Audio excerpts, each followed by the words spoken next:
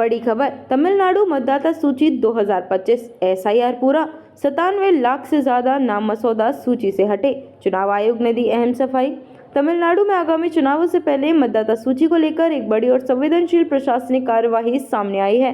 भारतीय निर्वाचन आयोग द्वारा कराए गए विशेषज्ञ पुनरीक्षण की प्रक्रिया पूरी होने के बाद 19 दिसंबर को जारी मसौदा मतदाता सूची में राज्य भर से 97 लाख से अधिक मतदाताओं के नाम शामिल नहीं पाए गए। इस खुलासे के बाद राजनीतिक हलकों से लेकर आम मतदाताओं तक हलचल तेज हो गई है। हालांकि चुनाव आयोग ने स्पष्ट शब्दों में कहा है कि यह सूची अंतिम नहीं है और जिन पात्र नागरिकों के नाम इसमें नहीं है उन्हें तय प्रक्रिया के तहत फिर से जोड़ा जा सकता है।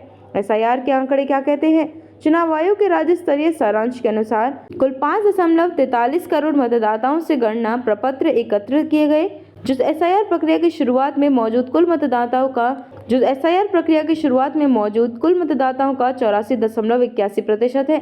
शेष मतदाताओं को विभिन्न श्रेणियों में वर्गीकृत किया गया, जिनमें 66.4 लाख मतदाता, 26.9 लाख मतदाता मृत घोषित, 3.98 लाख मतदाता एकाधिक पंजीकरण, यानी कुल मिलाकर 97 लाख से अधिक नाम मसौदा सूची में शामिल नहीं किए गए।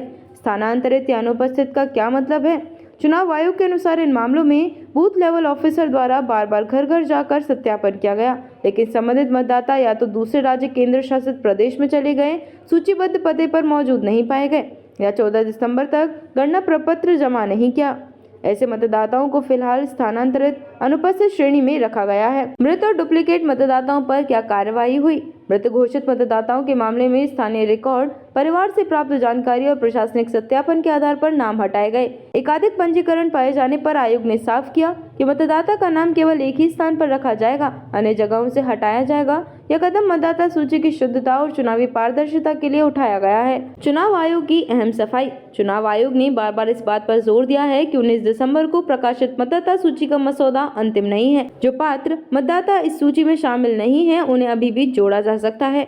दावे और आपत्तियों की समय सीमा अवधि 19 दिसंबर 2025 से 18 जनवरी 2026 तक। इस दौरान कोई भी मतदाता अपने नाम को जोड़ने का दावा कर सकता है। अपात्र नामों को हटाने के लिए आपत्ति दर्ज कर सकता है। मान्यता प्राप्त राजनीतिक दल भी सामूहिक रूप से आपत्तियां दाखिल कर सकते हैं। यह प्रक्रिया जनप्रतिनिधित्व अधिनियम 1950 और चुनाव आयोग के नियमों के तहत पूरी तरह वैध और नियमित है। सूचियां सार्वजनिक रूप से कहां उपलब्ध होंगी? चुनाव आयोग ने पारदर्शिता सुनिश्चित करने के लिए निर्देश दिया है। इसके अलावा नाम हटाने का कारण सहित ये सूचियां ऑनलाइन भी उपलब्ध कराई जाएंगी, ताकि मतदाता स्वयं स्थिति जान सकें।